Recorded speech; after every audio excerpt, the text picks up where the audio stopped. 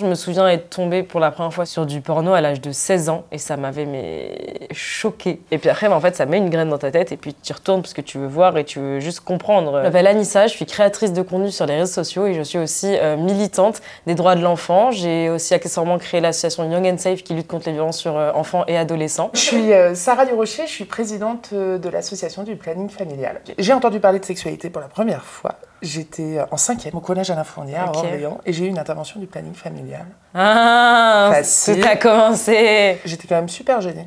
Quand je repense à la séance, la seule séance que j'ai faite, en fait, j'étais hyper gênée du sujet. Je me souviens la première fois que j'ai entendu parler de sexualité, et ben c'était dans Titeuf, là, le truc du zizi sexuel, là, ce livre-là, qui a été réécrit du coup. À l'époque, c'était très, pas du tout inclusif, pas du tout autour du consentement, et on l'a tous eu ce livre-là. Et ça, c'était en primaire. Et ensuite, la deuxième fois qui m'a vraiment marquée, je viens de m'en souvenir. Au collège, on a eu ce cours horrible où on a dû mettre un préservatif là sur une banane, et c'était c'était tellement bizarre à faire. Et je me sens que j'ai une amie qui s'est évanouie. Et c'est là que tu dis que c'est tellement pas inclusif parce que à l'heure d'aujourd'hui, je n'ai jamais eu à mettre un préservatif autour d'un truc rond comme ça, jamais. Et au final, moi j'aurais bien aimé savoir, tu vois, à l'époque, s'il y avait des préservatifs entre femmes, par exemple. J'ai pas de souvenir, c'est drôle de d'autres sujets, juste le préservatif et rien d'autre. Je me rappelle peut-être, si, mais c'était pas de l'éducation à la sexualité, c'était une vidéo horrible sur l'accouchement. Genre, c'est le truc qui te donne pas du tout envie d'accoucher, ce qui était,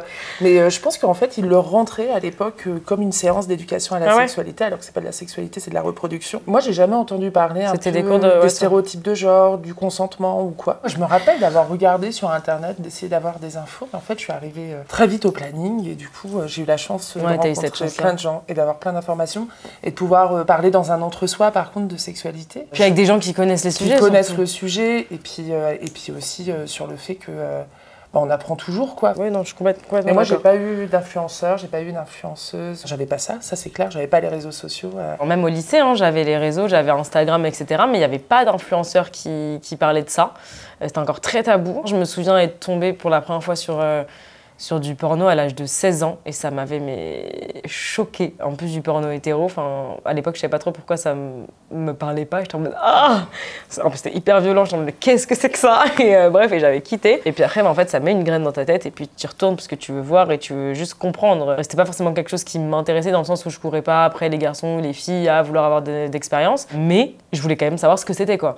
Et au final tu te renseignes de manière catastrophique, quoi. Quand un enfant il se pose des questions et il va trouver les réponses. Si c'est pas toi qui lui donne des bonnes réponses sécurisées, sécurisantes, il va les trouver sur Internet. Et malheureusement, sur Internet, tu tombes sur n'importe quoi. Quand j'étais animatrice de prévention, en fait, j'apprenais vachement de choses. Moi, j'aimais bien intervenir qu'avec les garçons, par exemple. Aussi, et il y avait des questions des garçons sur le porno, en fait, moi, quand j'éjacule, y a pas tout ça qui sort, des inquiétudes. Et moi, je les trouve super courageux d'oser poser des questions, en fait, sur la sexualité. Moi, je reçois des messages sur Instagram. On va se confier facilement à moi parce que je suis assez proche de ma communauté, mais aussi je suis quelqu'un qu'on connaît pas forcément, mais on sait que j'ai les réponses, etc. Et j'ai une jeune fille, il y a 1 an et quelques, qui m'a écrit en m'expliquant salut Anissa, etc. Je me sens vraiment pas bien, etc. C'est assez gênant ce que je vais te dire, mais j'ai 16 ans et c'est la première fois de ma vie que j'ai regardé mes lèvres dans un miroir. Et en fait, je crois que j'ai un problème, etc. Mes lèvres sont comme ça. Je pense que j'ai un souci, une anomalie et tout. Alors déjà, moi, j'ai vu le message et je me suis dit, elle a 16 ans, moi jamais à 16 ans j'aurais écrit un message à une influenceuse pour lui dire Anissa, je viens de regarder mes lèvres dans un miroir. Et j'ai répondu et je lui ai tout expliqué et je lui ai donné des références, des livres, etc. où elle pouvait regarder, des livres super où il y avait vraiment de l'inclusion, où tu voyais toutes les différentes vulves, que c'était normal, tu vois, d'être différente, mais qu'il fallait pas, tu vois, malheureusement se mettre dans des états comme ça. Et c'est là que tu te dis, mais il y a besoin, en fait, il y a besoin de parler.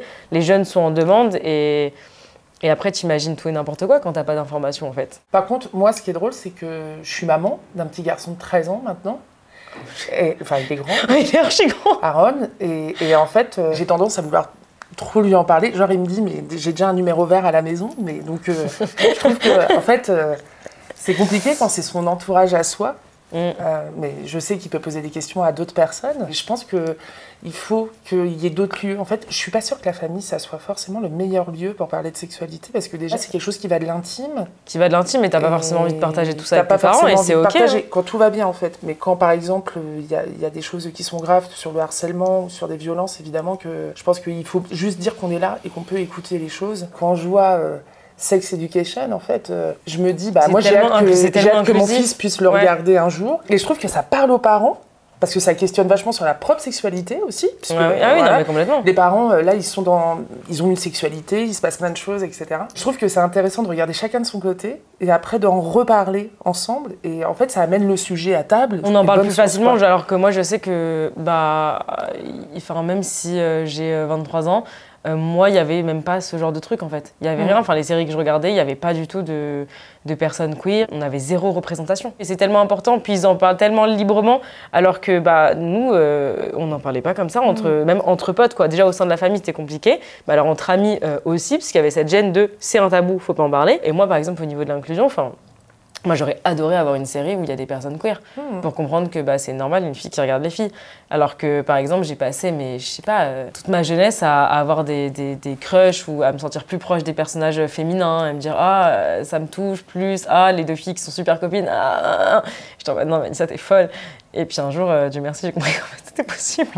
Donc ouais, on a besoin de ce genre de série.